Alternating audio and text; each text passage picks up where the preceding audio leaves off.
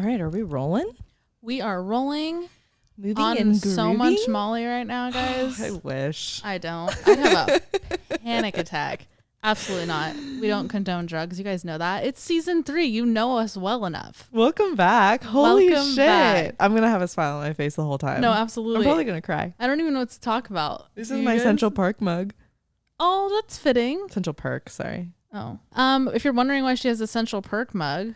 We live in New York now. We live in New York City. Surprise! We made it safely, safe and sound. We act like you guys haven't seen us on like social media during this break. I was thinking about that. There's probably a lot of people out there who like just listen to the podcast. Is that you? Can you comment down below? Are you guys just you? Podcast listeners? If no hate. If yeah, so, no, like respect. Love you. Love that you have a boundary with social media. I wish I had. You probably it. thought we died. We've been gone for so long. For sure. It's been a lot. We're gonna get into updates later, but let's start with the obvious. We're clearly on a new set. Yeah. This is giving older than our old bedroom. We grew up. We grew up. We had to grow up. We moved across the country. So we grew up and no more kids' room. Yeah, we like it. The kids' room was cute and it got us through the first 2 seasons and it is us. It's what got us here, but it was time to like look forward. Yeah, and honestly, that set was falling apart, you guys. It was so old and like rinkety dinkety. Perfect word. Couldn't have said it any better. If you saw my moving vlogs when we were like packing up the old house to come here, I actually showed the vlog like what the walls were actually made of, and so many people were like, it's literally styrofoam. Hold on, I'm not wearing socks. I will be right back. Oh my God. Oh my God, I'm so sorry for that quick break. That is our present to you, my feet for free. Now that we've been gone. For the first 30 seconds. You got it for the low. And I haven't had a pedicure since I went to the Billboard Music Awards in May. That's crazy. And I still have the same polish on. And it's just growing out. Anyway, not what we were talking about. So yeah, I showed the vlog what the walls really looked like. Some people were like, what the fuck? I did not know it was that. Looked like that. And I was like, are you trying to say you didn't know it was that low budget? Yeah. This shit is the lowest budget possible. And we like it that way.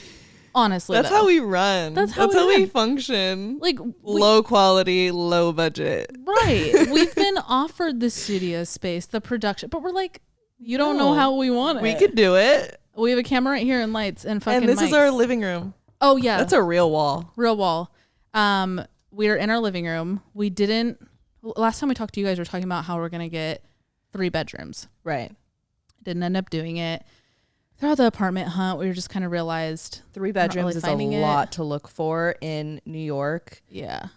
In general, but like we have a dog, we needed a patio. It was just like turning into a crazy search for like a family home. Right. At that point. And finally we were like, okay, let's sit down. We'll do 2 bedroom. The set will be in our living room. And it just like, it gave me a new, it made me excited to look for apartments again. Right. It was like finding the set and the apartment all in one rather than looking at it as 2 separate stressful tasks. Right. So yes, we're here. Happy to be here. How are you guys? How have you guys been? How are you? I know we usually say this at the end, but it's on my head right now, so I feel like I just have to say it.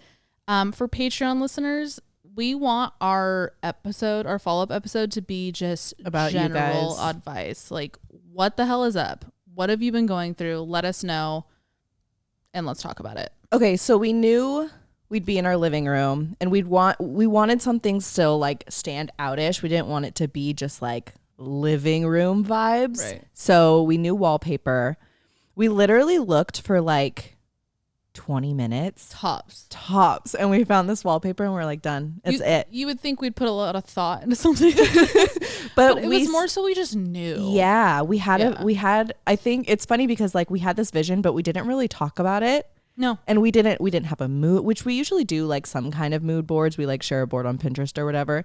And we had like aesthetic, but that's it. We saw this and we knew right away that it was it. I don't know if you could tell. I hope you could tell on camera. It's this beautiful bird print for those of you who are listening. It's this beautiful bird print repeating pattern. It's like this deep teal green with a whole bunch of different colored birds on it. And then we have our sign dead center. And so when we got the wallpaper, we thought it was just like the regular peel and stick, like the apartment friendly. Right. And we get it, and it's like OG paste wallpaper that like from the 70s. Yes. So I don't even know why they sell that anymore. No.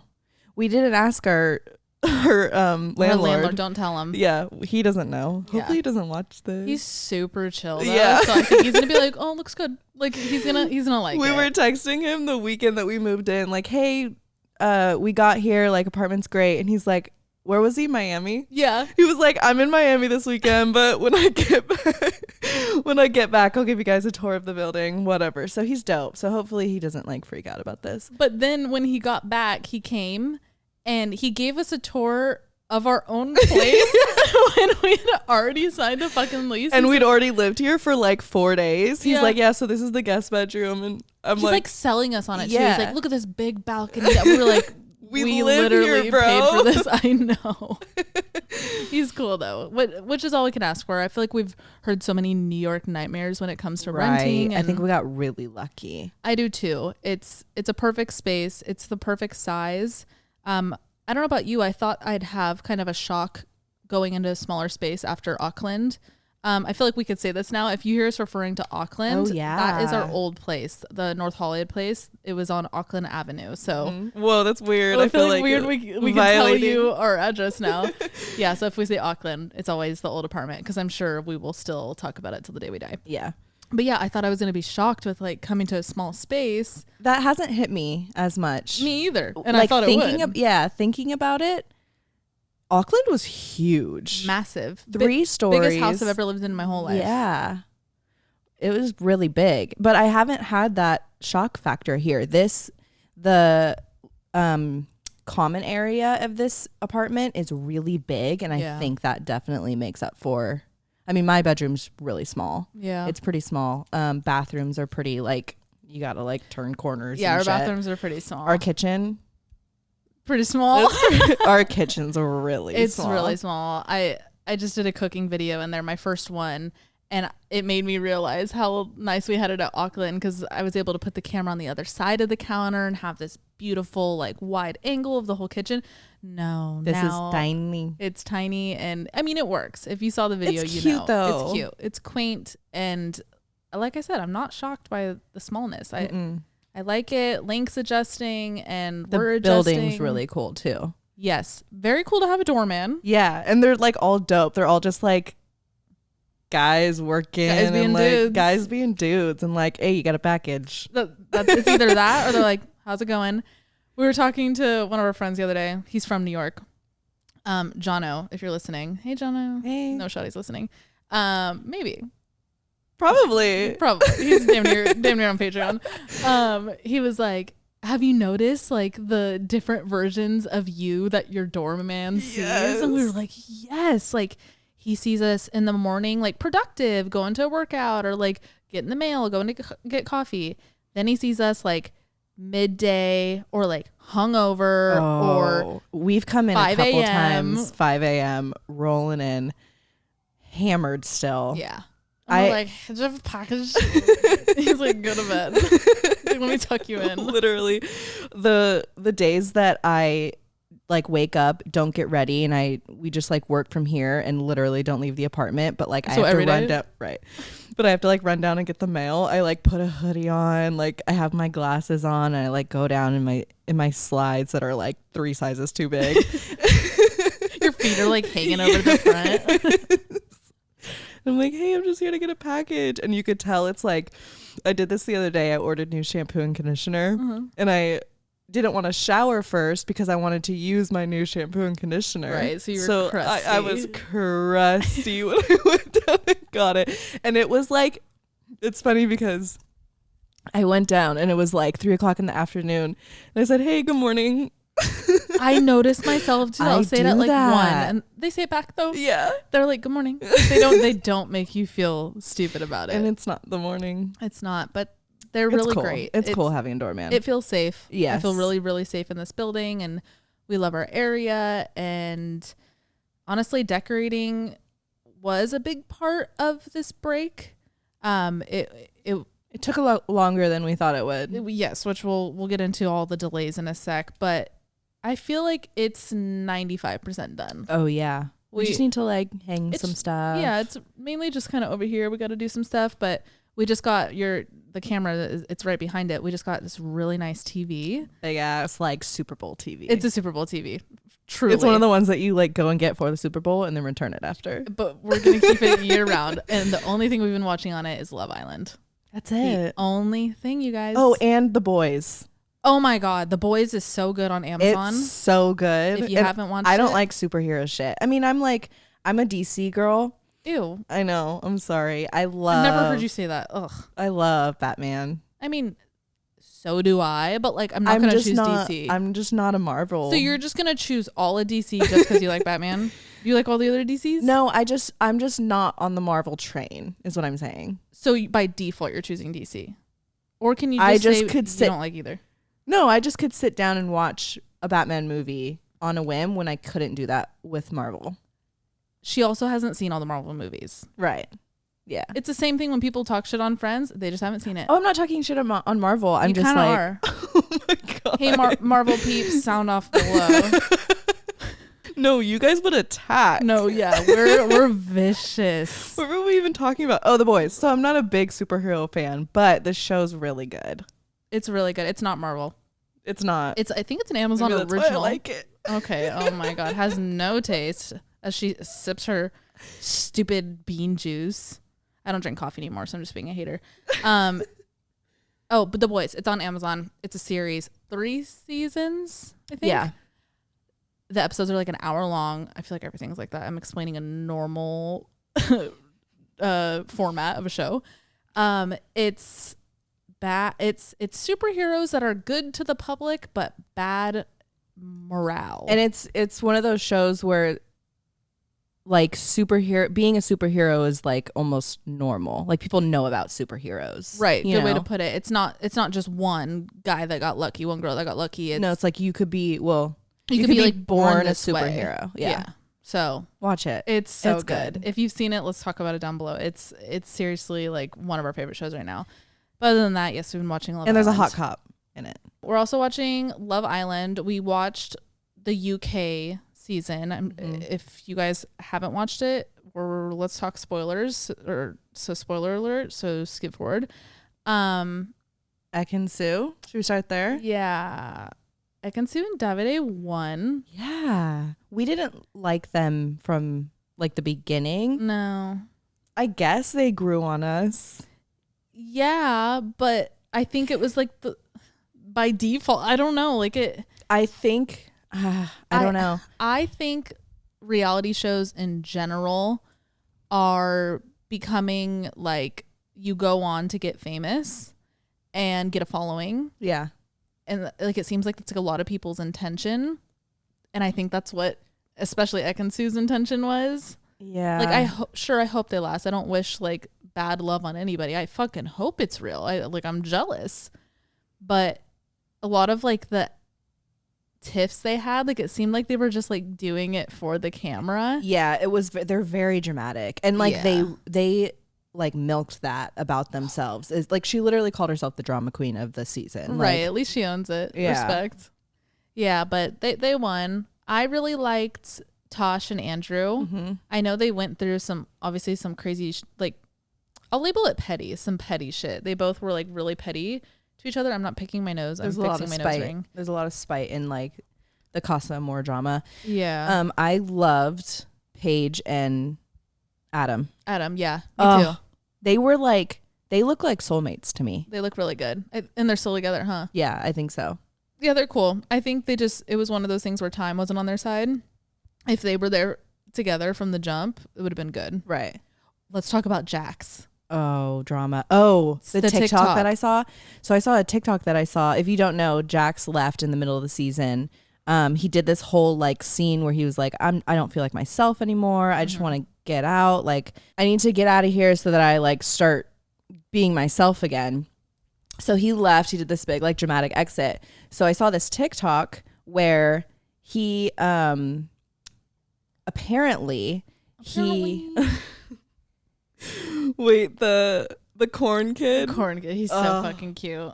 Anyways, apparently Jax left because he was mocking Tosh. If you don't know this, also Tosh she has a cochlear implant. She was born deaf, and he was like mocking her deafness and was being hella rude about this fight that had gone on between him and Adam.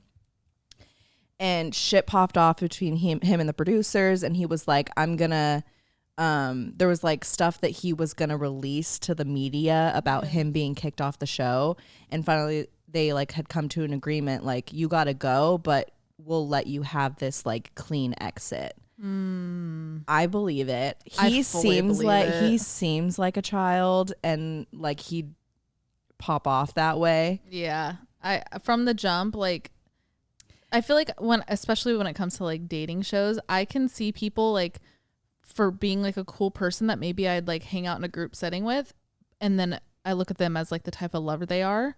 There were times in the show where I was like, all right, he's cool. Yeah. Lover? No, absolutely not. He's an absolute child. I also think Luke is a child. Yeah. I think he's like so insecure and like just gets that kind of, I don't want to call it like blackout, but like rage. Just like that, like laser focused, I'm going to drive my point home and make sure she gets it. Riles up Gemma, and then she's like, then she finally ticks off. She's like, yo, like, you want to complain about this? Let's fucking talk about it. And then he's like, no, it's fine. Like, I just love you so much. And it's just a pattern with him. I don't like them very much. I like Gemma grew on me, like Gemma her as a person, as an individual, for sure. She was like super quiet in the beginning. And then she started giving like really good advice to the other girls, and I'm like, oh, okay, she's kind of with the shits. Like, she's young too. Yeah, she's young. She definitely showed a lot more maturity than I expected from her. Especially like Ekansu's our age, right? And like Gemma's over here, like, I don't know. It's a really good season though. So spoilers done. If you haven't seen, what season is that? 8. I don't know. I think it's 8. The recent season of the latest season. So good. Love Island US. It's It's all right. Shit like kind of started to draw us in when they did Casa Amor, and there was like a little bit more drama, and they brought back Mackenzie from season 2, I believe. I like her. Loved her. If you aren't caught up yet, close your ears. For real though. Because she's not on the season anymore. She like voluntarily went home because she just wasn't vibing with anyone. I guess I like Timmy and what's her name? Zeta. I like them too. I think they'll win.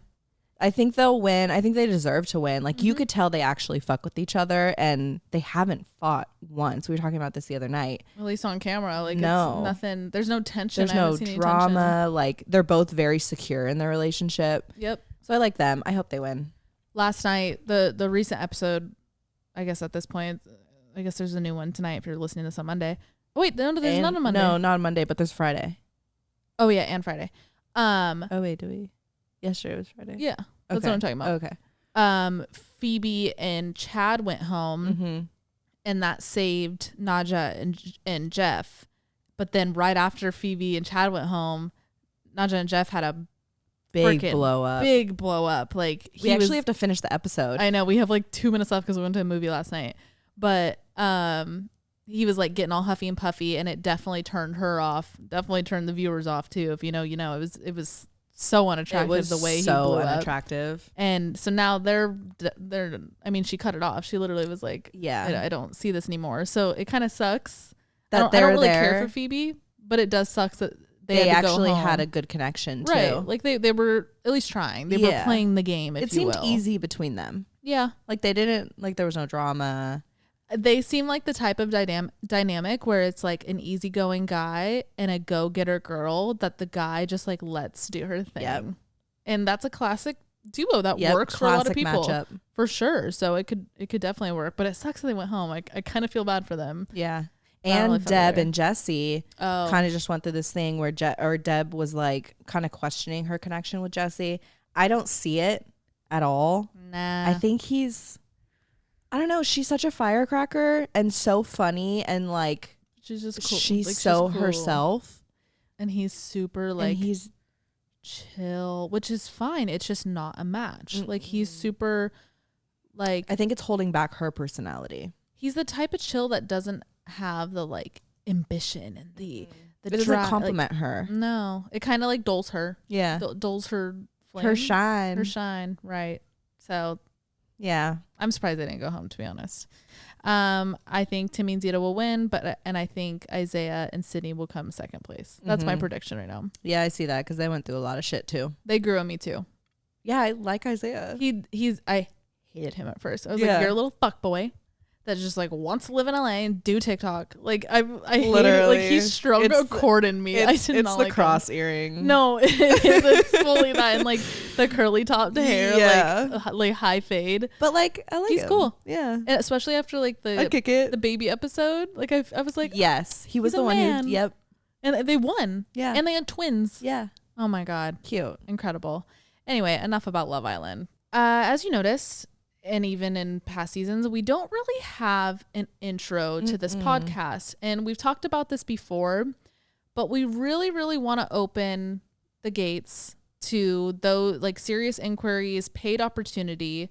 We would love a cool intro for this podcast. I think it's about time. It's season 3. And like any video editors or like even musicians who are open to like making a beat for us. Yeah. Literally, like she said, paid opportunity, but like something original, something that's you guys, but because you guys know us best, right? Sure. Like, what do you want to see at the beginning that's going to get you hyped?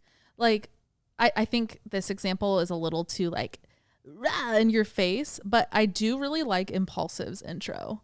Like it's highlighted clips of like that's cool. Not only the podcast, but like the shit they do. I know we don't have like a lot of footage of that, but the way it like moves is really cool. Okay. An example we agreed on a while back that I've literally had sitting in a note for so long, we just don't have the resources to get it done, is Broad City. That's another series. If you haven't watched Broad City, please go watch Broad City. I think it's a Comedy Central show. I don't know where it airs now though.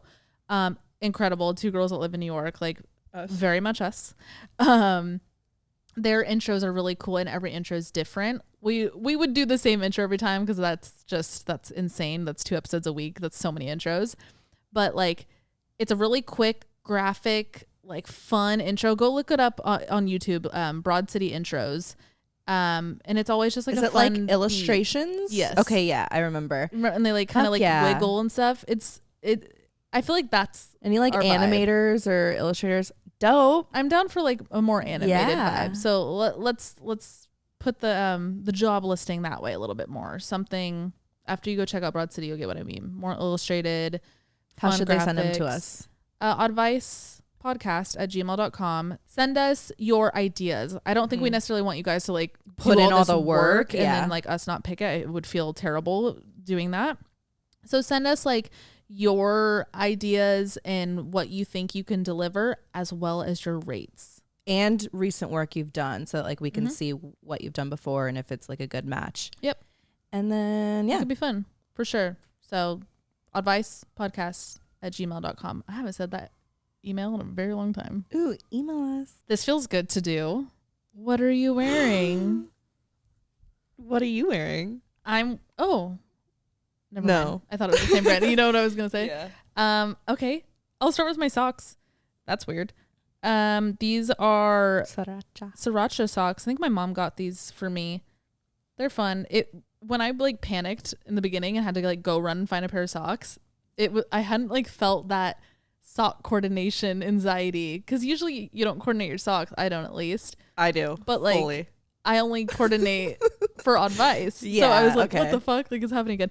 My pants are from Dressed in Lala. This really cool brand. All of my like silky sets are from there, and they're really cozy. Super comfortable, fun prints. Comfy. Then my top is from Princess Polly, the perfect tank top. If you watched one of my last videos, I talked about how amazing this tank top is, and I want it in every single color. It's so nice. Just perfect. Wait, where's it from? Princess Polly. I just did a big order for them. Did you use my code? You have a code? Yes. Fuck. Dude. Oh, I used a code. What do you get? 20%? I'd have to double check. But I have a code. I used someone else's code. I can't believe you didn't use my code. Oh my God, I'm such a bad friend. I used Mary. Mary had a little lamb. No. Don't care. Okay. Well, if you guys want to use my code, it's not sponsored, just throwing it out there. It's MAC20, MAC 20% off. Cool. Yeah. I know. I thought it. So they usually choose the codes. Like, it's very rare that a brand, when you get a brand deal, is like, what do you want your code to be? Oh, you got to pick? No, they chose that. They chose that? Yeah. I was like, okay. Get with the shit. Right. MAC20. Now I want to start requesting that that's my code. Yeah. Respect. What are you wearing? I'm wearing, this is from ASOS. Good old Hanes socks. Nothing else. You're not wearing pants? No pants. Oh, okay. I want to talk about my watch for a second. Oh my God, yes. Okay, so my mom drunk called me one day. She was like out with her friends in Napa at wineries, and I don't know like what the conversation was about, but she's like, "What are you doing?" And I was like online. First of all, I think I have a shopping addiction. We'll get into it. I think you're okay. But I was looking for. I wanted like a mini watch, and I was just shopping, and she was like, "Oh, don't worry about that right now. We'll get you one. I'll get you a mini watch." And she hung up, and then the next day she called me back and she was like, "Did we have a conversation about a watch yesterday?" And I was like, "Yeah, you told me that you had a mini watch for me." And she's like, "Okay, I thought so." She sends me this watch, and it's the first watch that my dad ever bought her. So cute. And I remember her wearing it, literally like holding me as a baby. Mm-hmm. And in the 90s, it's what's the brand? I don't remember. Let me look it up. So it's a Movado watch, and it's one of those really cool watches that doesn't have numbers on it, and it just like has the 12 o'clock dot at the top. I don't know how to read a watch. I couldn't help you. No, okay, I know how to read a watch. That was being dramatic. But it took me I wasn't dramatic. I don't know if I can read a watch. It takes me like 1, 2, 3, 4. Okay, it is currently, first of all, I think it's upside down. Oh wait, no, it's not.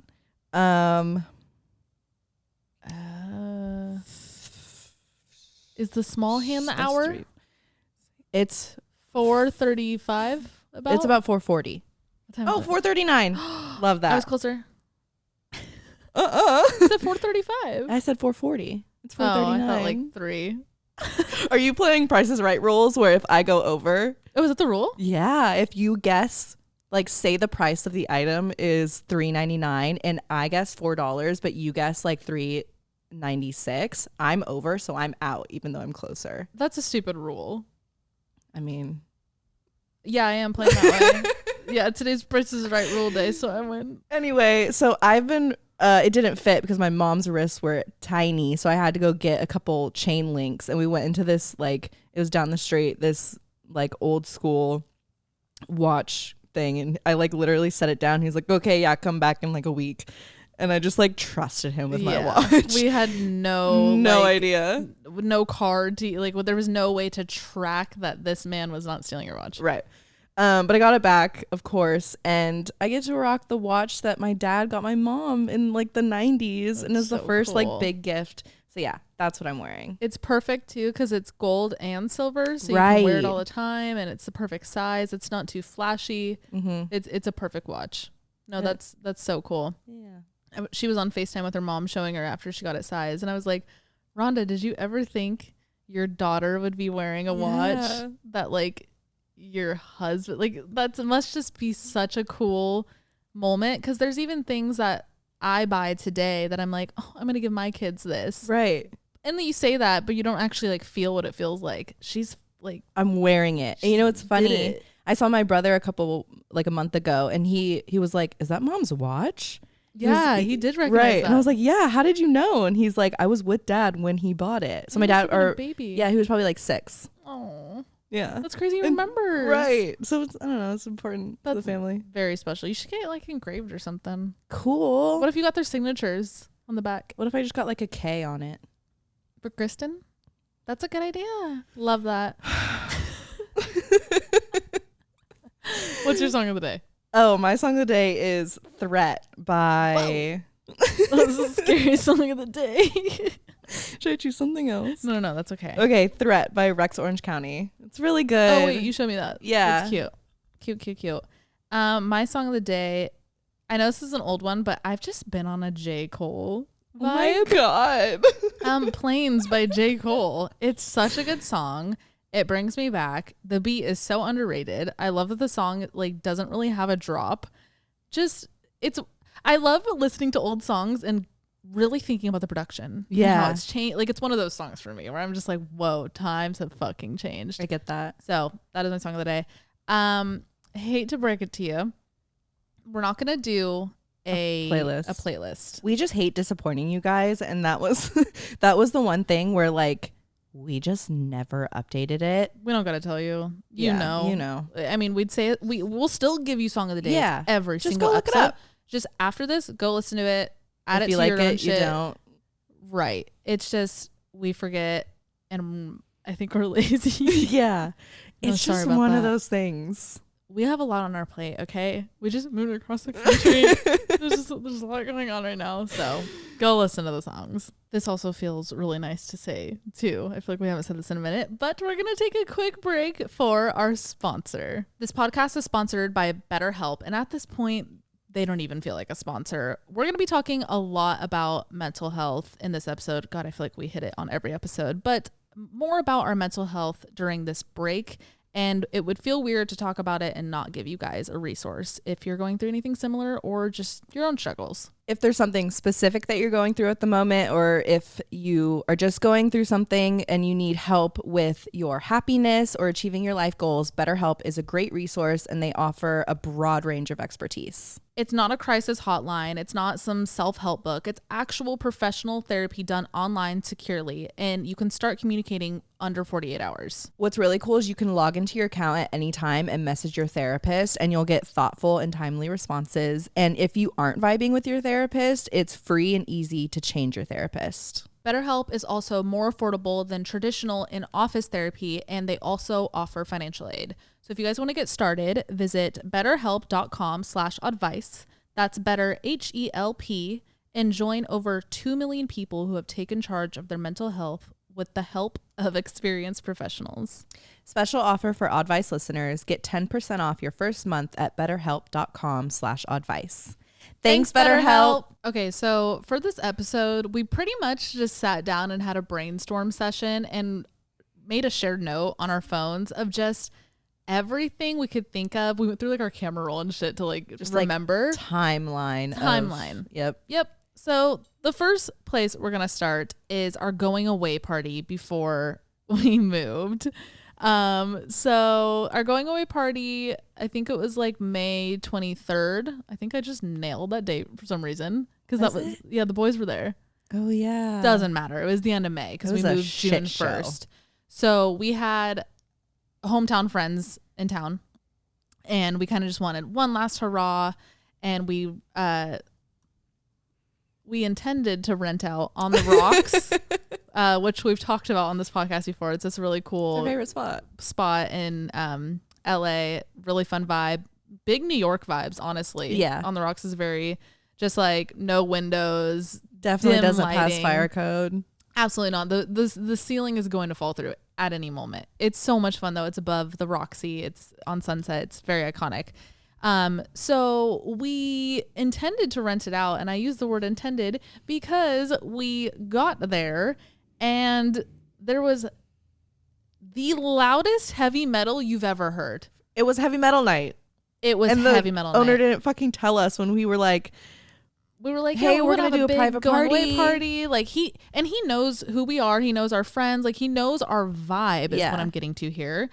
And he was like, for sure, don't even worry about it. Like I got you a bottle and there's going to be a DJ. You don't got to worry about a DJ. Like it'll be great. I'm like, oh my, this is amazing. Perfect. Thank you. Too good to be true. As it always it is. Don't believe anything that's too good to be true.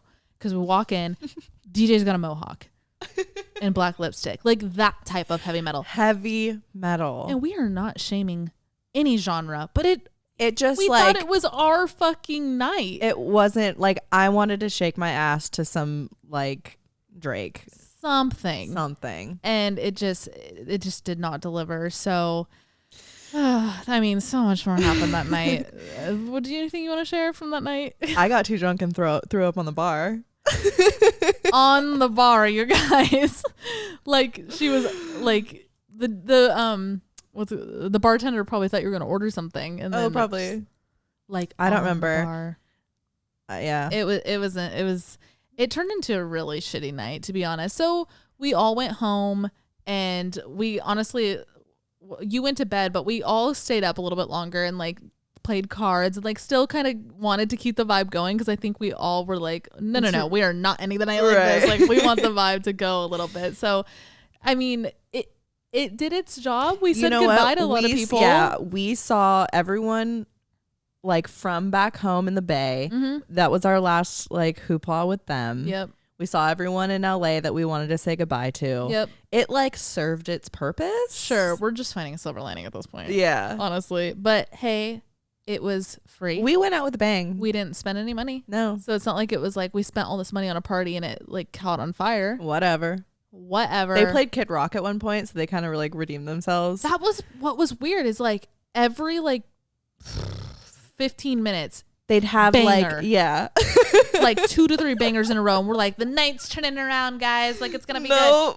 Absolutely not. Then it's just like screamo, you guys. Screamo. Not like, ooh, emo night. Like, and no. The bar itself is really small, and they crank that shit up, so you're in there and your ears are already bleeding from the volume of the music. Yes. So it being screamo on top of that is like, it was hell.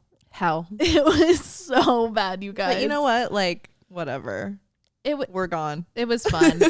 And the next day we all like kicked it at the house, and like you said, we got to go out with a bang and say goodbye to the people we love the most. Saying goodbye was hard. It was harder than I thought. Mm-hmm. The like literal goodbye was really hard, because the day our friends left, the movers came. Yes. So we're trying to like get their shit out of the house, because like the movers literally packed up everything for us, which was amazing. It was the best thing in the world. But yeah, it was kind of stressful to like have to come back to life, not be hungover, have movers come, and also really have some meaningful goodbyes. And we had to like function for a full week after that without any of our shit. Oh yeah. That week took a big hit to like my mental health. Wow. Yeah. It was, I think it didn't hit my mental health because, which we'll get into in a little bit, a lot of the move for me was fine because I was shoving it down. And then once I landed, then it all hit me. And when you left, and like, then it hit me then. Yeah. But the move, I think I was in like fight or flight, and I was just like, productivity, gotta get XYZ done, like logistics more so. Like, I'm moving across the fucking country. Yeah. So it did not hit me. I put it in air quotes, fine. And then it hit later. But yeah, we wrote down a point of how we felt about our goodbyes and leaving our West Coast flings. That was hard. As you guys know, you know who the fuck Tanner is. Very much still in my life. Not much has changed in that front. Not much has changed in that. But he was there that weekend, and that was our goodbye for we didn't know how long at that point. And that was really hard. And it didn't hit me until that moment, but it had hit him since we said we were moving. So it was this weird thing where like I had noticed the past few weeks he'd been sad, and in my head I'm like, I even started asking myself, like, do you have feelings? Like, why are you not sad about leaving? Yeah. I'm like, that's what I'm saying. I was brushing so much shit under. I was like, I already don't live near him. I'm fine. Ugh. And then it hit me. Like, yeah, it's not. The distance is so different. That wasn't realistic, right? But I think I was just, whoops. I think I was like protecting myself. I don't know, but it was really hard to leave him, and it's weird being on different time zones. That was a weird kind of adjustment for us. Like, in the beginning, I started feeling like we were like in different worlds, but I have to say it is starting to even out a lot more. I mean, it is like I'm okay, but yeah, it was hard to leave. Yeah, I had things kind of escalated really quickly after we stopped season 2 with a guy that I was dating. Yeah. You talked about him a little bit. Yeah. I don't know if we gave him like a name or anything, but like you talked about him a little bit. Talked about it a little bit. Yeah, we went on a few dates. We dated for a little bit and things kind of escalated between us. I won't say we got like serious because he wasn't my boyfriend at any point, but I actually, so when the movers came and grabbed all of our stuff, I shipped my bed. So I didn't, I quite literally had one suitcase of clothing. And that's why it kind of hit me. Like I felt like homeless and like I didn't have anything to my name. I know that's so dramatic because like it was just moving across the country, but I literally felt like I didn't like belong anywhere. Mm-hmm. So I ended up staying with him for like basically the last week that we lived in LA. And in that week, it felt like we lived together. Like it felt like I had a boyfriend. Yeah. That full like last month, we hung out every weekend. Like I guess we did get serious in that we kind of knew like our feelings about each other. Yeah. And then that last week really hit because I mean, I completely like stayed at his house with him. I worked from his house that whole week. So saying goodbye, he met my parents. Like my parents came to LA quite literally my last night in LA. Oh yeah. Because I had a full road trip. We'll get into that. But my parents came into LA that last night and he fully met my parents. Like we had a whole night out together. Like he was taking shots with my dad. It was this whole big thing. And it felt like I had a boyfriend. Yeah. And I was just leaving. Yeah. And it was weird to like dump all of those like strong feelings and emotions into this guy who I knew nothing would come of it because you're leaving. I was leaving. And you know, you were just saying it really affected your mental health. So you were already so emotionally raw and like leaning on this person. Yeah. And like grew this bond. I found this vulnerability. Yep. I found this comfort in him because like he was there for me when I felt like I didn't have anywhere to go. Yep. And just being with him felt good. Yeah. But then leaving him was like, wait, this like I don't know if I regretted like how much I put into it because it did. Yeah. I don't think I do, but it definitely made it a lot harder. Like my first night here, I was already like, I'm moving back. I hate it here. I don't want to be here. I'm going to call him. Like I want to be in a relationship. And I think that was just me grasping onto the comfort that I had with him and not our connection, which, I mean, we had like a really strong connection, but looking back in hindsight, like I was really grasping onto the comfort that he gave me the last like month or so of me being in LA. Yep. So it was really hard in that sense to leave that. But now looking back, I mean, the fact that you can look back like that is huge too. And the fact that you can recognize that it was just this, I don't mean to boil it down, but for lack of a better word, a crutch of comfort. The fact that you can recognize that is huge because there's people who get stuck in that shit through that comfort and that type of bond. Like that's what's scary is like, I think if all of that had happened and this move wasn't even a thing and I lived in LA, I think we would have ended up in a relationship. And it would have been built differently though, because you wouldn't have had that nomad sensation, having to live at his house. It would have been built organically. And that's it would have been universe. It would have been a different connection. Completely. And I mean, shoulda, coulda, what, like there's that I get what you're saying. There's no telling. Yeah. But yeah, that was hard. When she landed, so let's get into our first night here. Yes.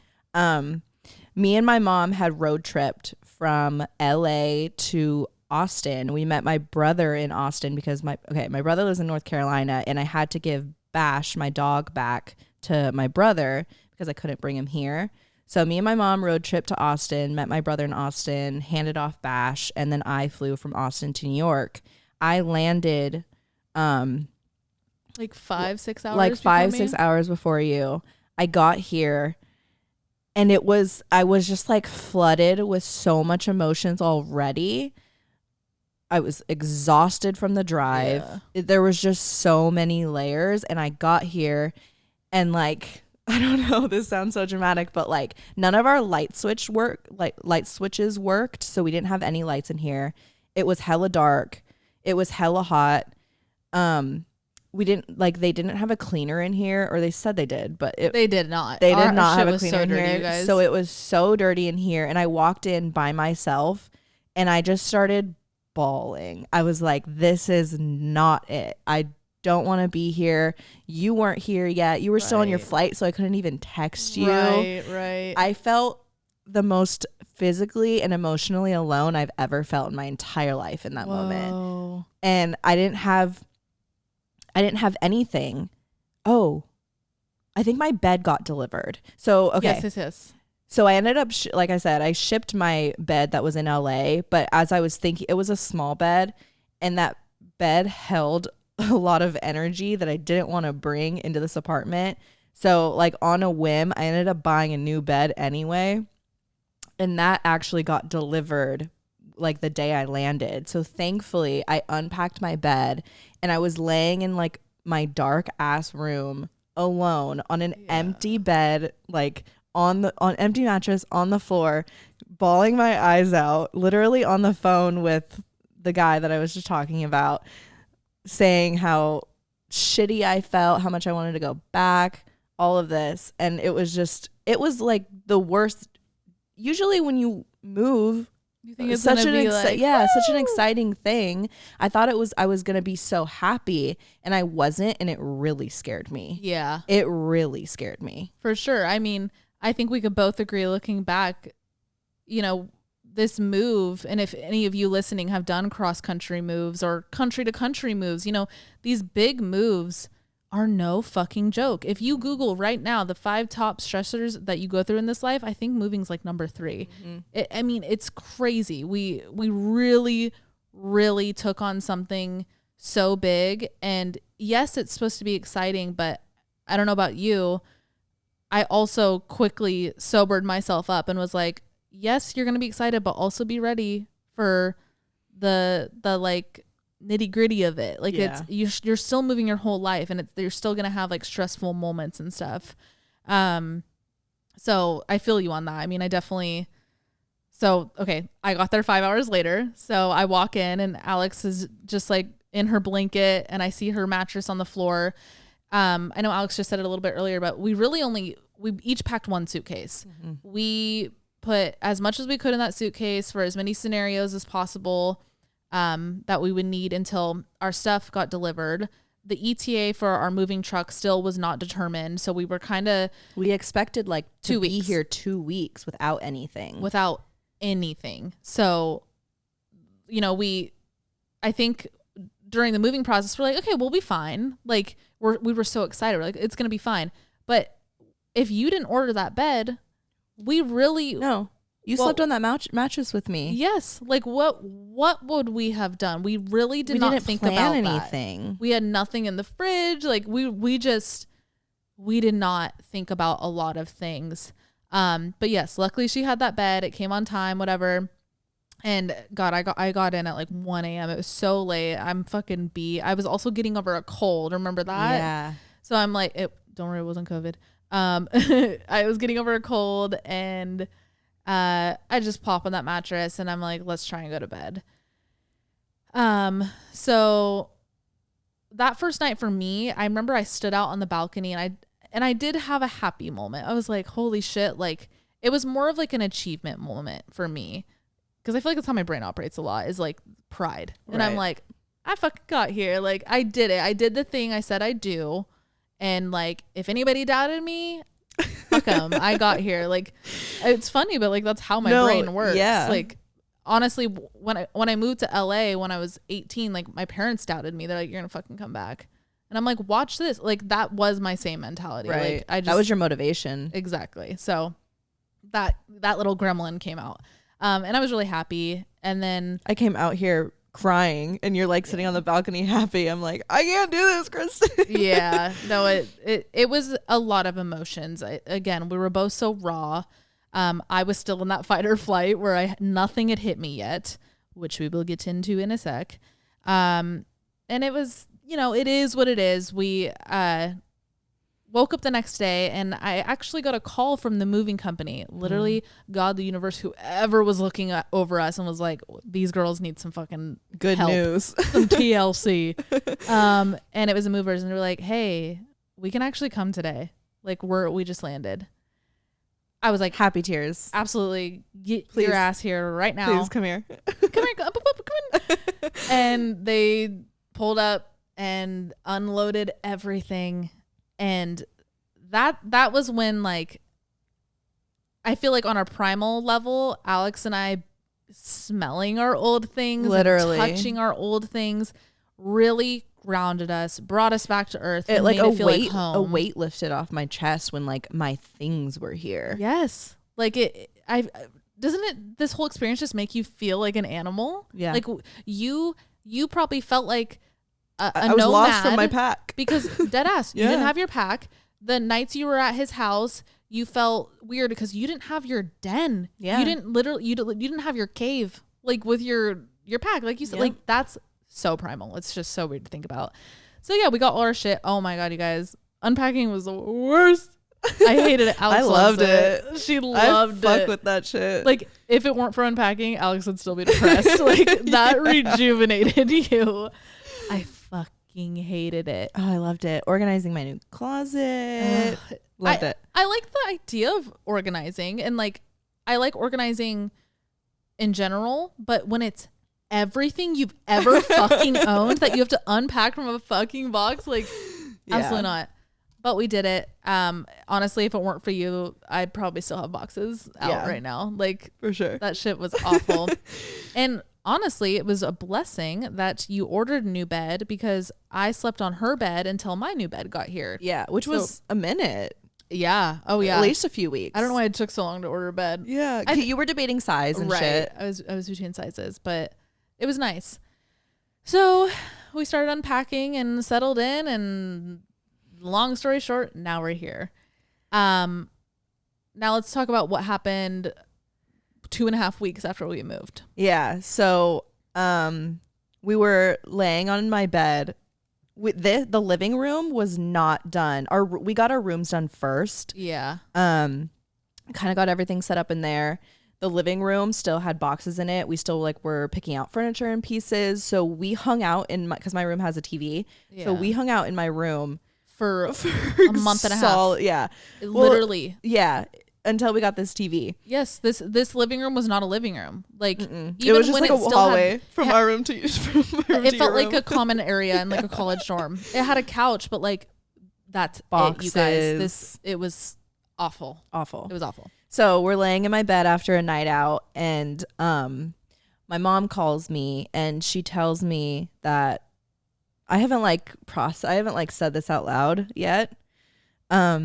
My mom calls me and tells me that sorry, I thought I was ready to talk about this, but I had to go home for a couple weeks because my grandfather on my dad's side, my Opa, passed away. If you listen to season 1, when your grandma passed away, we had a grief episode, and we talked a lot about how this was a death that we've kind of been preparing ourselves for and expecting for the last 13 years.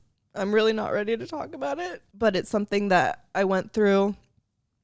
I went home for a couple weeks to be with my family, and it's something that I'm still processing, and I'm still trying to like wrap my head around. Really like changed my life. I feel like I'm not the same person that I was before he died.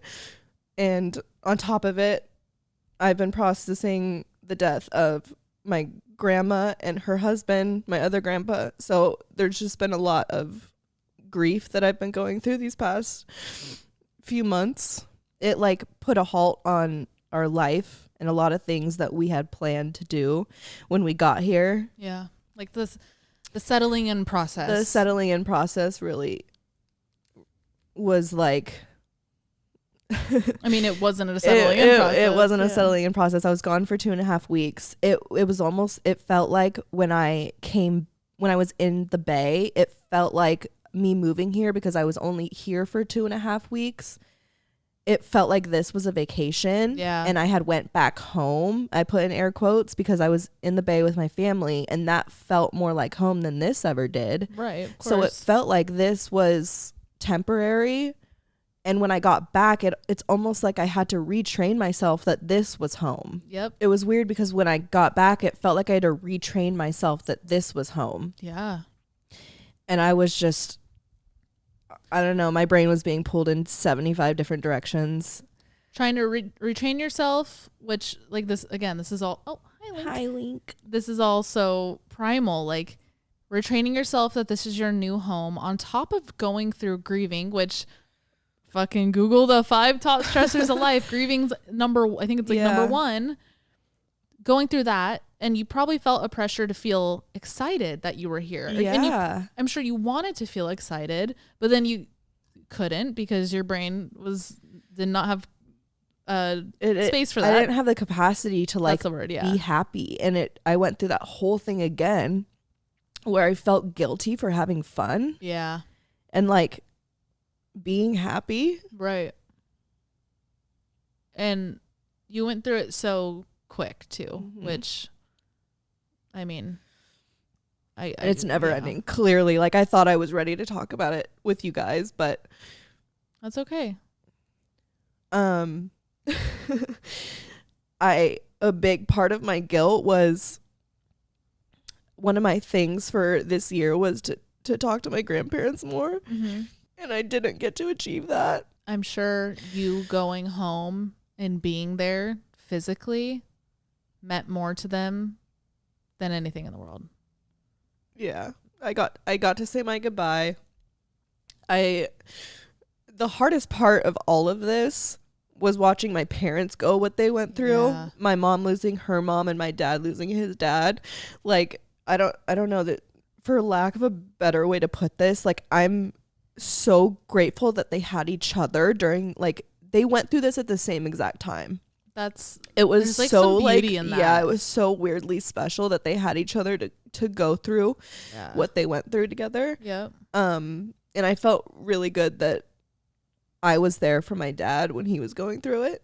I'm just thankful that it happened the way it did, especially since I had moved out here. Like getting back there was it's really hard, you know? It's not that hour flight that we had in LA. It's a 6-hour flight. The flight's fucking so expensive. Like it wasn't as easy to go through that like logistically as if I was still in LA. So I was just really happy that I was able to go back for my dad specifically and for my Oma, who is my Opa's wife, who's still here. So just to be like with my family was helpful. Yep. It made me feel better, but you've been put through it. I know. We've talked about this a lot. I can't imagine how you feel right now, but I hope you're proud of yourself for the way that you have been handling it. I know what you put on the outside is different than what you're actually feeling on the inside. Yeah. It's always been like a force of habit to like be okay on the outside. And it's really started to like fucking overflow. You guys know therapy was one of the things that I was on my list to start this year. And it really fucking lit a fire under my ass after going through all this like grief and depression moving here. I start my first therapy session on Wednesday. Snaps I'm for so Alex. excited. Snaps for Alex. No, it's fucking so finally. dope. I'm 26 years late, but I'm excited to like start to really process what I've been going through these past few months. So I think it'll be good. It will be. I know it'll be good. 100% be good. I know it'll be good. Yes. That's the thing with therapy is you either, like whenever I tell people to start it, I'm like, please start it when you're not going through something. Start it when you don't need it. But I'm a hypocrite. I started it after something traumatic too. That's usually how it fucking works. Yeah. And better late than never. Of course. But like, it's going to be the best thing in the world. And you are going to love it. I mean, the conversations you and I have about emotion, like you're an emotionally sound person. And I do feel like that is half the job. Yeah. Of like opening up to a therapist, and you're already open to that and like aware of your emotions. You're really, really going to get those benefits. And sounds like you guys are a good match, and I'm excited. All that matters. No, sorry, I didn't want this our first episode back to be so fucking depressing, but that's the truth, and it's what we went through this past few months. It was a big thing we went through. It's a big thing you went through. It was a big reason, like we said, the settling in process was definitely a lot different than we imagined. It changed things for us, and it would feel weird to not tell you guys what happened, to be honest. Yeah. Yes. We couldn't not. Right. Me being gone for 2 weeks definitely had an effect on you too. Oh my God. Not to laugh, but it was just like one thing after a fucking another. It was a hard settling in process. I can't stop saying that. The 2 weeks that she was gone, I mean, honestly, I felt for you a lot. The first few days that you were gone, yes, it was weird that you weren't here, but like, you know, we've been apart before. Like, I was fine. Right. And I was getting my room together, blah, blah. And thinking about you and like knowing what you were going through and talking to you, that was definitely like I felt really bad about it. I would like talk to my mom about it too. My mom was checking in on you through me a lot too. And like, I definitely felt for you. And I wanted to go with her. Like when we booked her flight, like I was like, no, I was like, please come with me. And I wanted to, but I couldn't do anything with Link that like, it just like didn't make sense. Right. It just, there was no way to do it. So I felt weird not being there when that's what we wanted the whole time. But yeah, the first few days, I just kind of like walked around the city and like took Link out and like went like vintage shopping. Like it was fun. Mm-hmm. And then it started to really hit me when you called me a few days into your trip home, because originally when she left, we thought it'd be a couple days and you'd come home. Yeah. And that was it.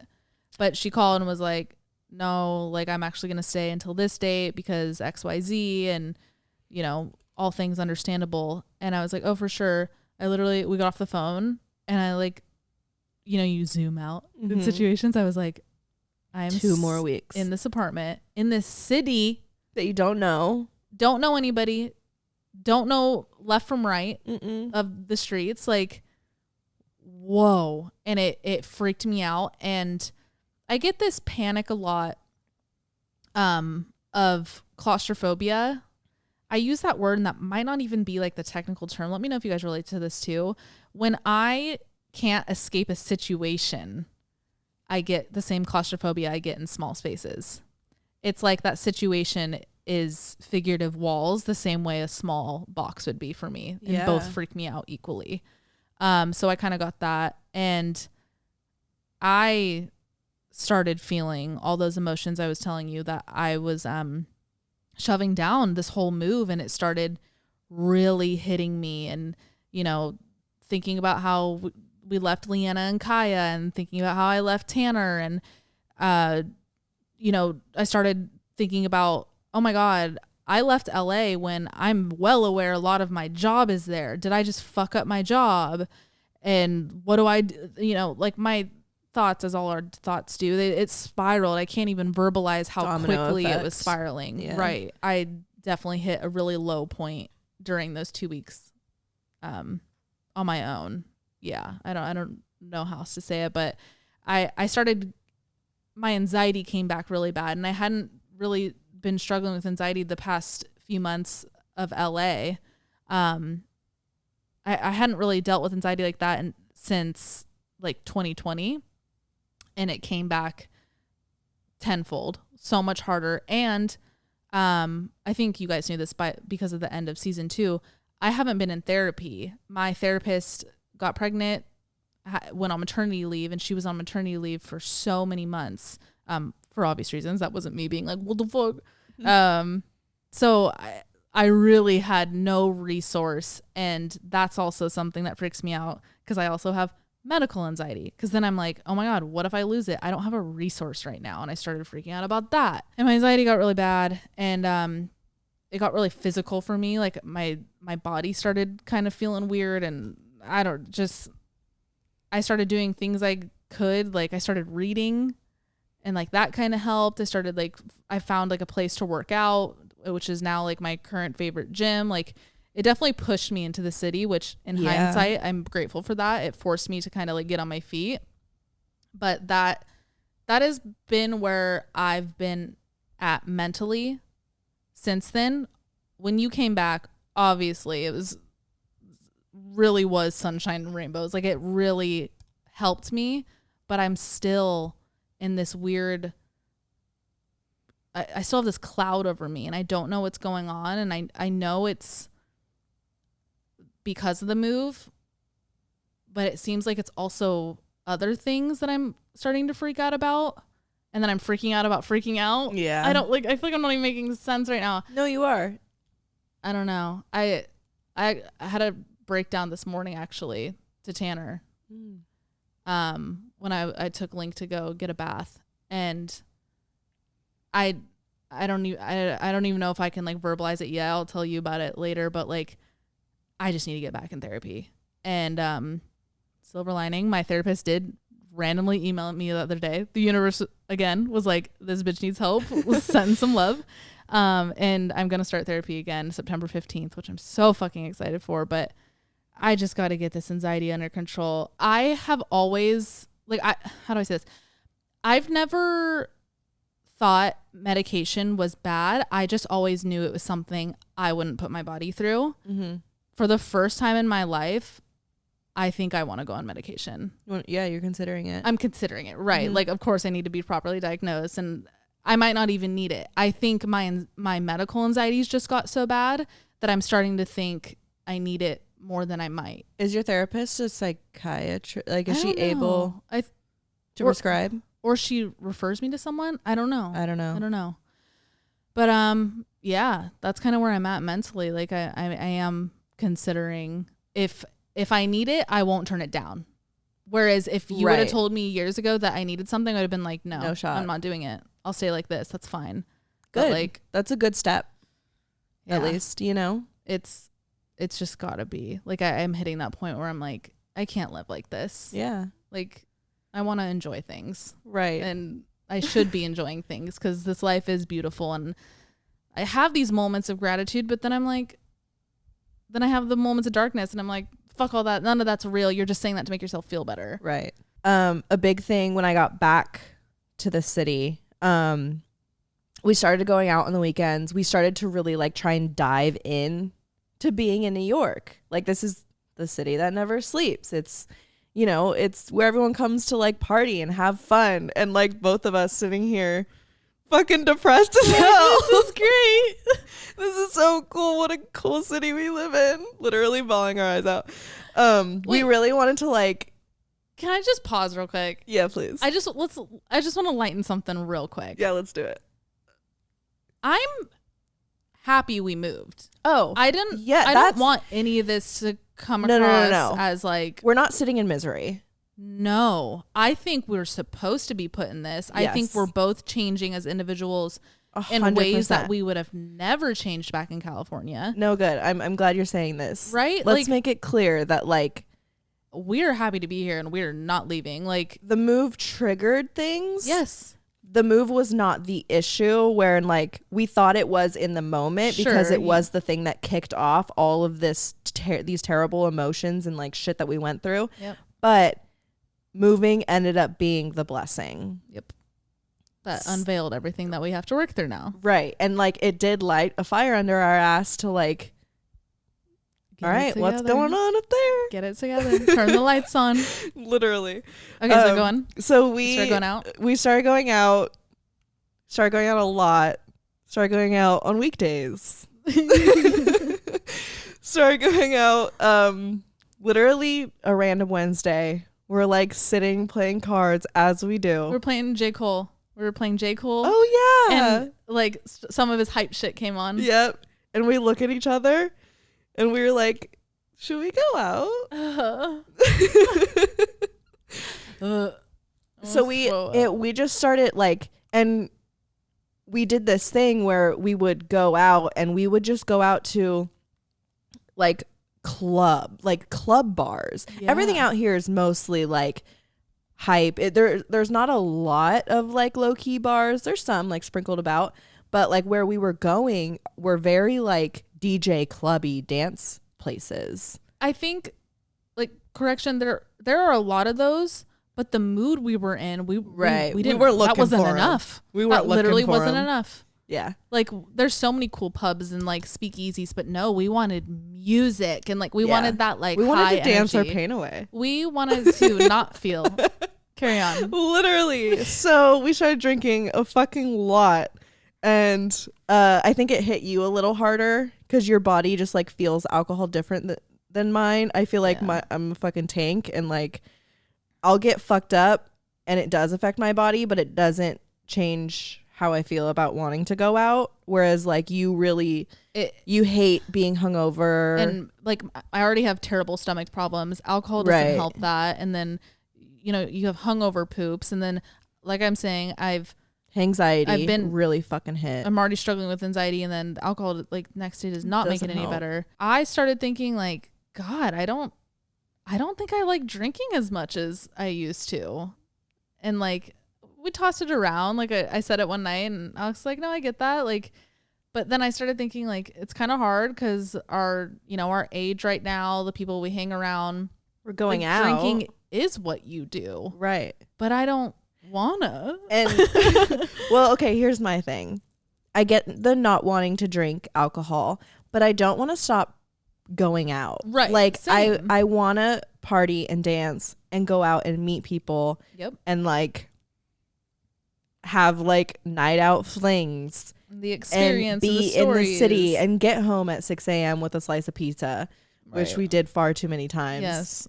But my stomach hurts. We need to chill out on the actual alcohol intake, and that's like a balance that we've been trying to find.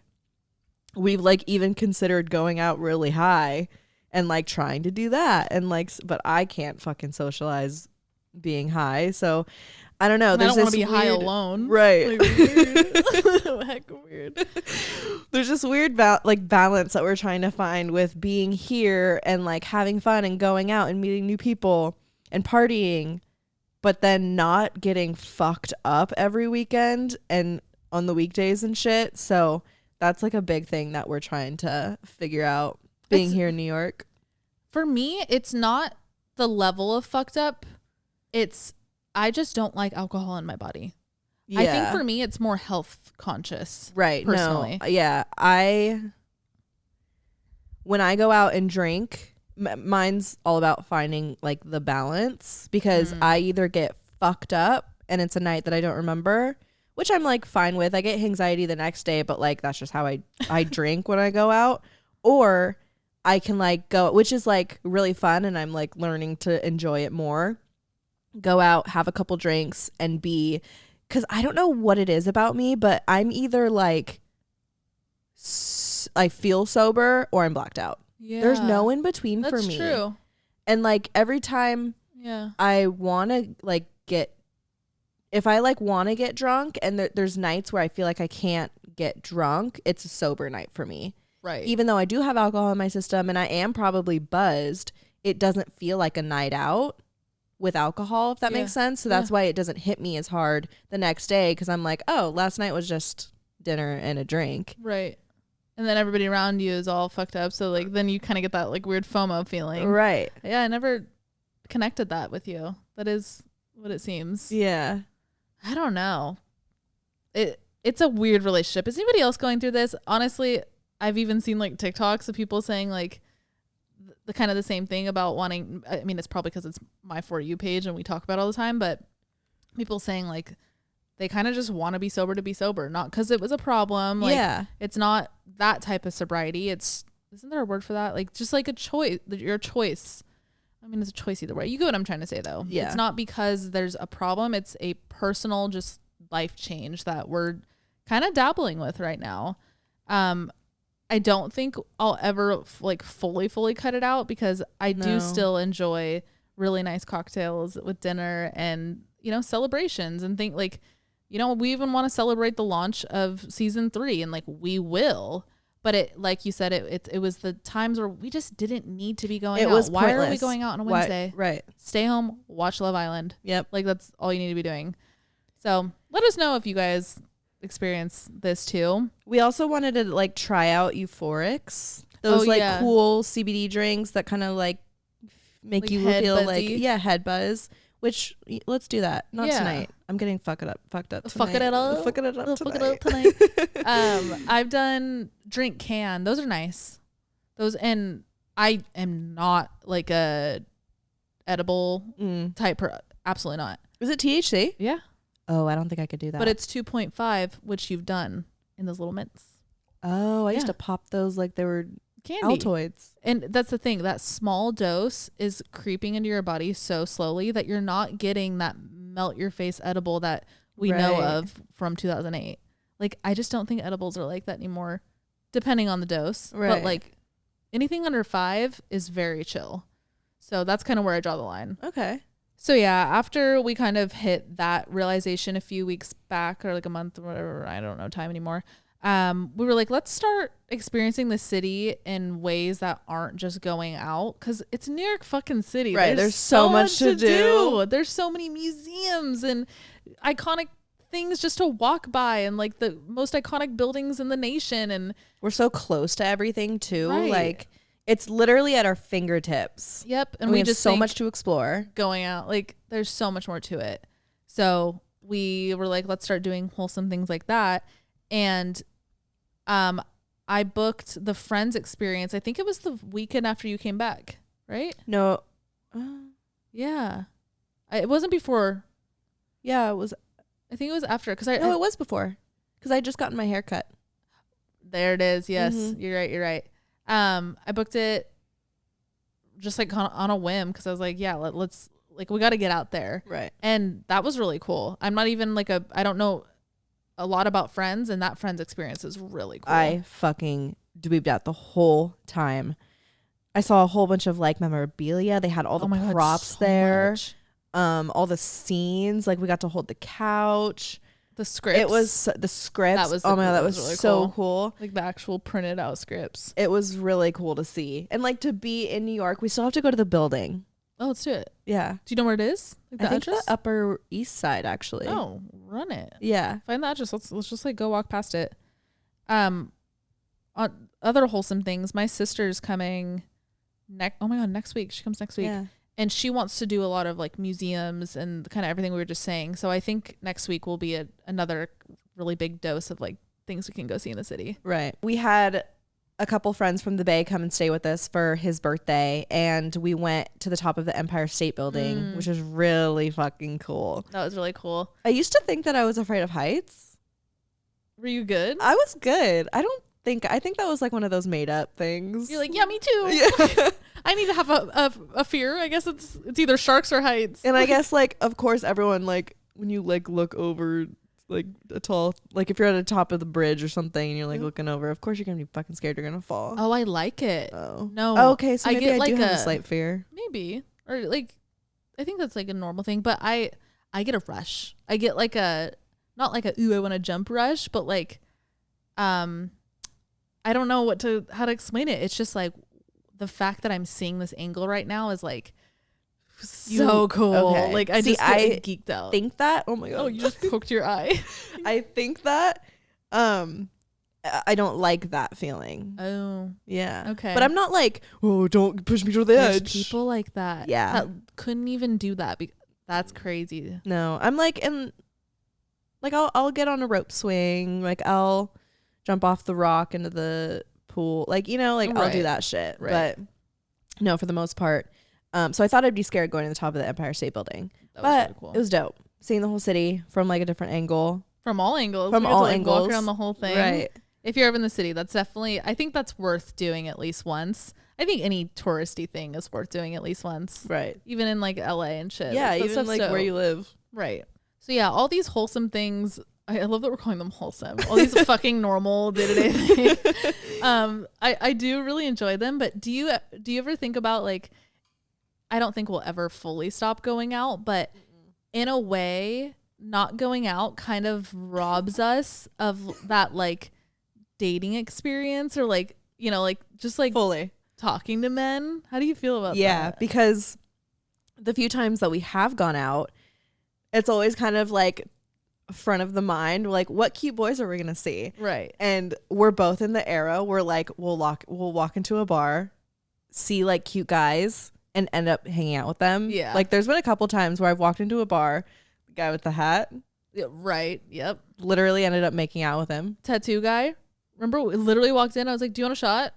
Oh yes. Like right. It just happened right away. Right. So yeah, there's no way that I think going out does give us like that like confidence to talk to new people. Whereas like if we're at the top of the Empire State Building, I'd be like, hey, what are you doing up here? Nice view, huh? I don't think I would have. I need a little bit of liquid courage when it comes to that kind of stuff. Right, and some music. Yeah, just like the setting more so. Right. So we're never gonna cut that out. But like dating out here is so different. I guess the intention really, like going into a bar in LA specifically. No, everyone's so like my group of friends and only my group of friends. Yeah. And I don't want to like, I won't stray. I'm not going to like talk to anyone new. This is obviously like a big generalization, but for the most part, like going out in LA, you kind of just like stick to your people. At least the places we went, the people we were around, that Right. was kind of the only vibe. That was the vibe, was just our people. Yep. So going out here, and especially like us not knowing anyone, we're like, let's meet new people.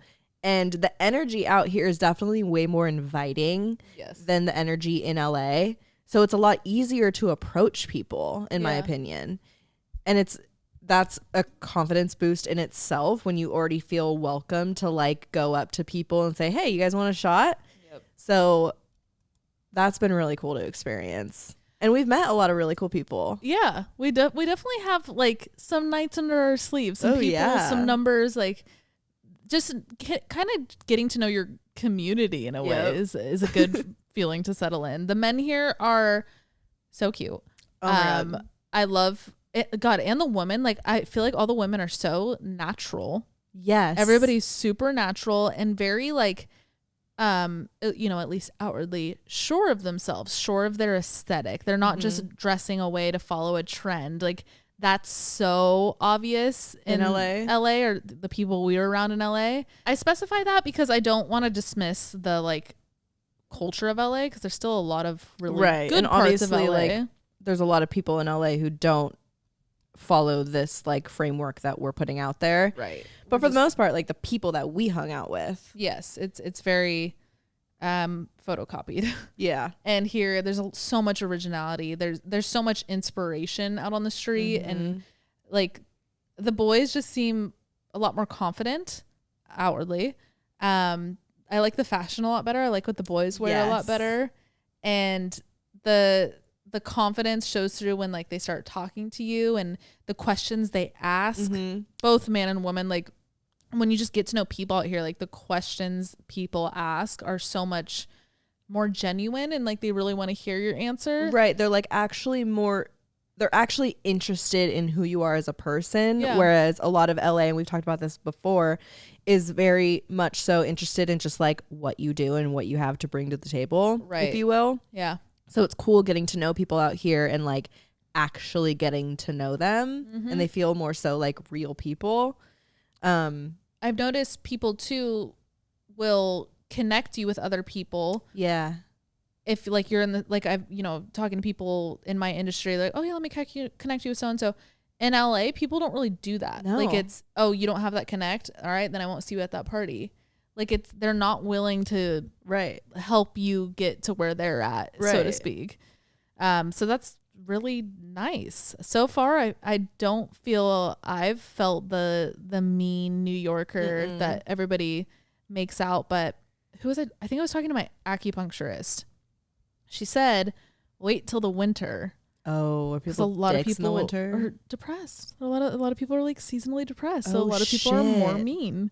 That was her take on why people are meaner in the winter. Right. She's like, you came at the right time because New York is happy in the summer. Everybody like, I mean, we'll come home at 5 a.m. and there's still people like out riding city bikes and shit. Like people are really happy right now. So we'll revisit this when the winter comes. So that'll be a whole other thing.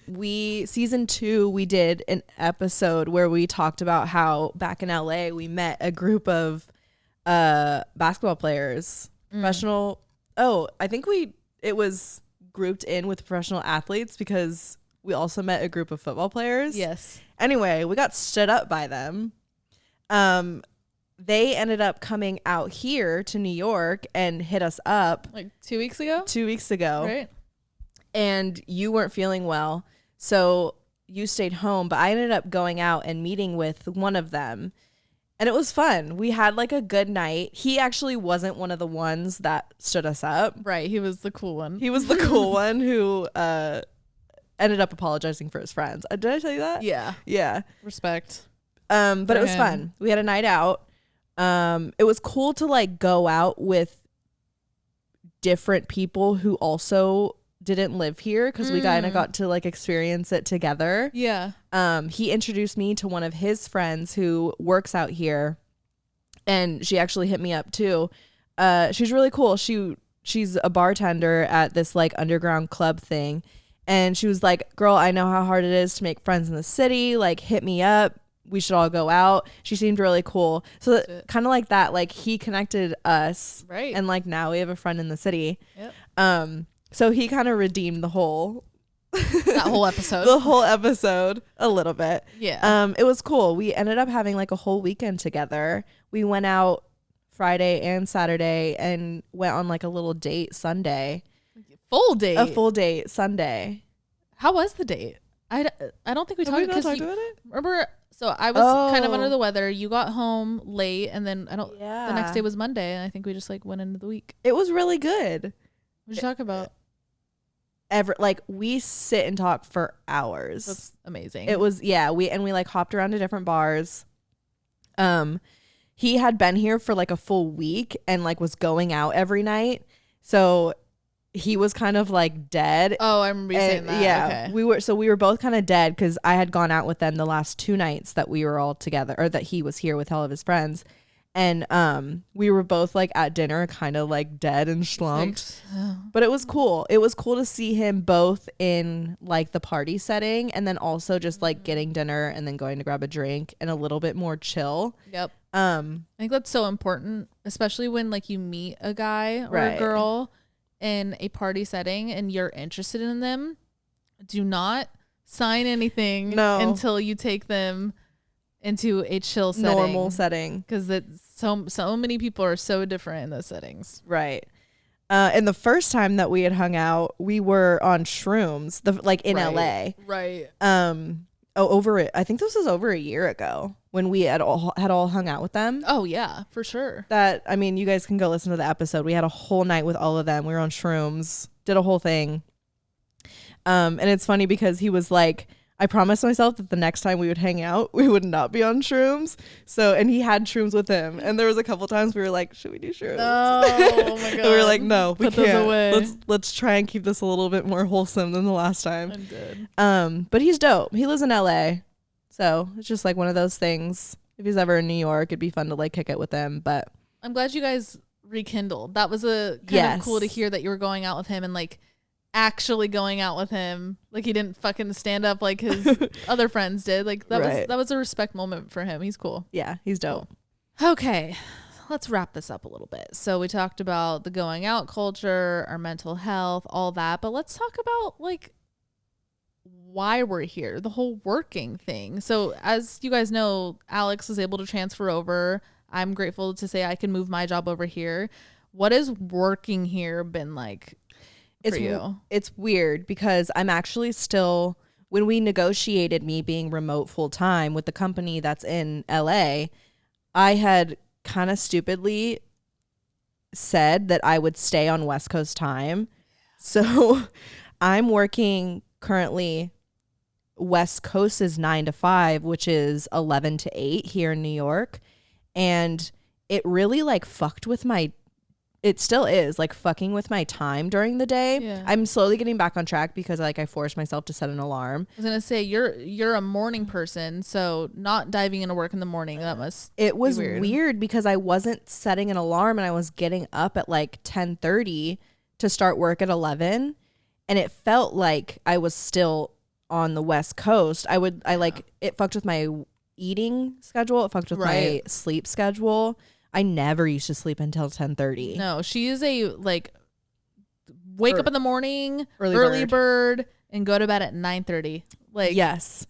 So it like 6 o'clock would roll around and it would feel like the middle of the day still. It would feel like 3. And on top of it, I have my work laptop out here, and my work laptop is still like property of the company in LA. So it's on LA's like network. So weird. So the time on the laptop is West Coast time. So like as I'm working throughout the day, I would naturally check the time on my laptop and it would say 12:35 in the afternoon, but it's actually almost 4:00 p.m. here in New York. So it's just been fucking with me. Yeah. But I don't know why I didn't do this sooner. I can't change the time on my laptop because I need to stay on their network. But I started setting my alarm for 7:30 in the mornings, and I've been getting up. I've actually been like starting my morning. So I actually feel like I have a morning now, whereas before I didn't. Oh, I've been going to the gym. That's amazing. Who would have thought, you guys? Who would have thought that Alex would be going to the gym every day? That's crazy.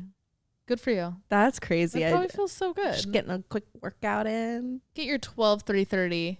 No, I tried it. No, I tried it once, and it didn't feel like I was doing anything. Oh, that's probably why people like it. Yeah. No, for sure. I never tried it. I'm not a big treadmill girl. I like the treadmill because I like cardio. So what I do is I do need to do cardio. I do like quick sprints. Good. I walk and then I jog, but I find that I'm a fast walker in general. So like my walking is kind of like a light jog, and then I'll sprint for like a minute, stop for 30 seconds, sprint.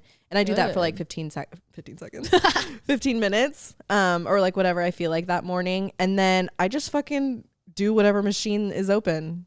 That's amazing. I just like look at the little like instructions. Diagram? Yes. I look at the diagram on the machine and I do it four rounds of like 15 to 20 reps each. There you go. And I just been doing it. No, that's a lot. Yeah. That's like a full workout. And every day too. Like, yeah, that's good. I only work out like 4 times a week when I'm working out. I need to get back into it. Yeah. The thing is like, and like, I knew this was about me. I won't get in a car to drive to the gym. I won't even walk a couple blocks to the gym. I just don't. If it's not here, wow, why would I do it? I'm so the opposite. If it's here, it's home. It sounds like a restaurant thing. Olive Garden. If you're here, your family. I have to do something that gets me out. Oh yeah, because then I'll do it. No, and it's so easy for me to like. Oh God, I wish our gym is really nice too. Like we fucking pay for it. Like I should use it. Right. Yeah, we have a gym in the building, so I literally wake up in the mornings. I put on my little workout outfit, and I go down to the gym. I'm there for like about an hour and a half. Good. And it's just so easy to like get in the elevator, get off on the second floor, go to the gym, and then come back up. There's no travel time. Yeah. Like it's when you have the mood for it, you can do it. Yes. You don't have to, let me book something. You're right. I get that because I'll have moods where I'm in the mood to work out, but then I waited there. I waited too long and the class is booked. Right. Because it's 10 minutes before. I can catch myself in that like spark minute of motivation, and literally I don't have the time to get out of the motivation before I'm actually in the gym. Yep. That's ideal. Yeah. God, maybe I need to start going. I don't know. I'm just Come with me. Like traditional gym equipment, I just don't care for. I think I just did it for so many years that I don't like it. Like it just doesn't do anything for me anymore. And I like classes and stuff. Yeah. I like people and like I like big speakers and a coach on the like loud thing. Like I've been thinking about going to like boxing. Oh, but I do boxing. Boxing's cool. We got to get your nails off. Okay. That's the only reason why I want to go, because my nails are off right now. So I'm like, okay, let me go to a few you're gonna go classes. Like within the next week? I'd like to. Oh wow. Yeah. I just want to try it, because if I like it, then I won't get long nails. I know I need to break into cardio more. Yeah. My doctor even said that. She was like, you're fine. I'm not saying you're like dying, but like you do need to do more cardio. Yeah, I could tell it's like a mucus lining of your heart. Whoa. And mine is a little too thick for my age. Just like a tiny too thick. She's like, you need to do some cardio. So, and yeah, because the classes that you usually do they don't get your heart rate up, right? Not long enough that to you're hit like the Orange Theory or whatever. Sure, like that zone. No, I mean it's definitely you know, you can argue anything's cardio at that point. It's definitely not enough for my body. Clearly my heart wouldn't be like that. So I need to get into something and quick. I think it'll also help my mental to get that energy literally out. Honestly, going to the gym I haven't been doing it for that long, but these past few months of me trying to like, after coming back from the Bay, it's gotten me up in the morning and like I've been waking up on the right side of the bed, so to speak. So no, that's huge. I like it. We got to remember that during winter seasons. Yes. Like I think we really got to hold each other accountable during the winter to get down there and even just fucking stretch. Yeah. Like just get our endorphins going. I think right now it is a big motivator and it's a big priority for me. So I don't see that going away anytime soon. Good. But yeah, settling in with work, it took a second for me because it felt like a vacation for so long moving. Like Alex was saying earlier, honestly, it felt like vacation up until like the second time we paid rent. Yes. Then I was like, oh, we got bills. Yeah. Oh, look, we have to be productive here. We have to like still live our lives here. And when we got the electric bill, you guys, it was so bad. It's stupid how expensive, because we've been blasting the fucking AC because it's so hot here. Right. But we can't be doing that. Also, Auckland had industrial AC, dead ass, an industrial central air AC system that was not that expensive. And our house is always cold. It was amazing. So I think we like went into this thinking like, oh, we can pump the smaller. AC. Like, we can do this. No, shit's expensive. It was so expensive. So that's been an adjustment too. But that's it. That's kind of our update. That's where we're at. A lot of ups and downs. At the end of it all, we are so fucking grateful to be here, to be able to just pick up our lives and move here with our jobs, with just everything we have. Like, that is something, you know, a lot of people can't do. And I put in that perspective for myself to really, really be grateful for it and acknowledge this privilege we have to be here. Right. And it's people travel everywhere around the world to be in this city. I mean, even the same thing with LA. It's just, I'm so grateful to say we've lived in either of those fucking cities, and we're very lucky and we're doing it. And I'm proud of us for getting through it. It's still, I mean, we act like it's done. It's just only begun, and there's still so much to come. And I'm just happy to be podcasting again. Honestly, I'm happy to get back into this. And one of the big things I'm most excited for is like doing the podcast again, is sharing. I feel like we're both at such a like pivotal point in our lives. We say that every episode. I know, but like for real, mentally, and like me starting therapy, I feel like I don't know if I have like this false hope or something, but I feel like I'm really going to turn into this new person. Oh, you will. And I'm excited to share it with you guys. Yeah. Like, I don't know. I'm just like, I think I looked at therapy as really like daunting and scary before. And I think that was one of the big things that was stopping me from starting therapy. And now I'm really like seeing the exciting side of it.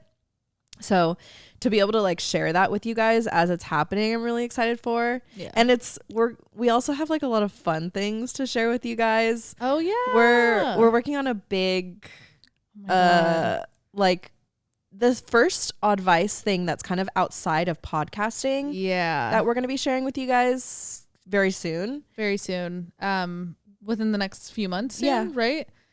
This is probably, I don't want to give too much, but like the coolest thing that we've ever done. Ever. And like either of our careers. Yeah. Like, this is something that it's one of those things that like you joke about dreaming about with one of your friends, and then it actually comes true. Yes. And that's crazy. It's one of those things where like you know how when you have like those daydreams and you zone out and you're like, one day I'm gonna do this. Right. It's one of those things where it's like it's actually happening. Yeah.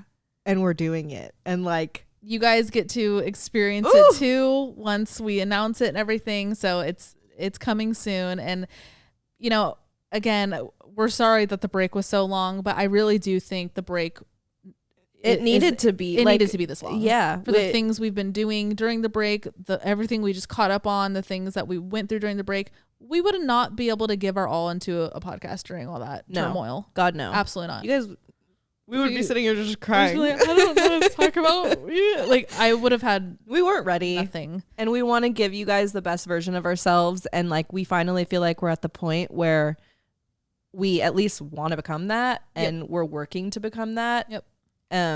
So we felt like it was a good time to come back. And this is the first time where we felt like it was a good time to come back. It felt right. It felt right to come back. The August 29th, just like we looked at the calendar, we're like, let's go back that date. Yep. Like it was kind of like the wallpaper. It was one of those moments where we're just like, yep, that's the date. That's it. Like we're coming back. So we're here. Happy Monday. Happy Monday. Happy season 3. Shit. Again, for Patreon, if you're new to Oddvice, hello. We have a Patreon, and every Friday we do a follow-up episode to these Monday episodes that you have here on YouTube, Spotify, Apple Music, and all the other places you listen. A follow-up and helping you guys through things. So send in your questions through our Patreon DMs, little like message, little box thing. Do they call them DMs? Messages?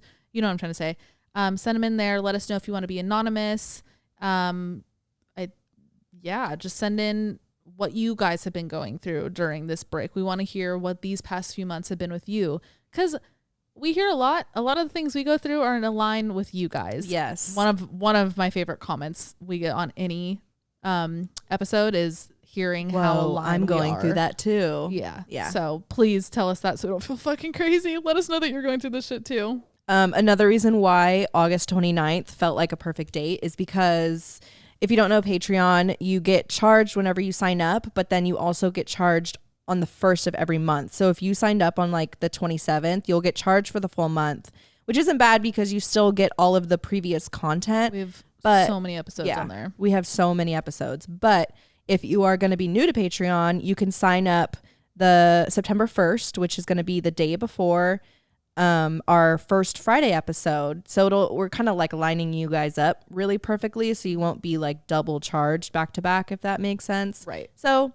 if you're considering joining Patreon, do it on September 1st. So you only get charged for first of the month. You'll still have access to everything beforehand, but you're also going to be there just in time for our first Friday episode, which is going to be September 2nd. We're going to be talking to you guys, the first time talking to you guys. Oh, also, we have a Hella tier. Oh, yes. And we need to find a date for this, but we do, we're going to start again. We do weekly Zoom calls with our Hella tier where we just like, we sit for like an hour and talk with you guys, see where you guys are at. So if you join that tier, we'll pick a date and we'll all sit on Zoom and hang out together. So that's fun to look forward to. We also have a cool Discord. Yep. Discord chat. That was popping the whole time, like during this break. Like I love how that community still stayed so supportive with each other. Yes. Reading you guys give each other advice when we weren't there to give it to you was a really cool perspective of this community we've all built. So right. The Discord chat is amazing too. Zoom calls are fun. Join. If not, thank you so much for supporting our Monday episodes. It means the world. And I guess that's it. Season 3, episode 1, down the drain. You know what I meant though.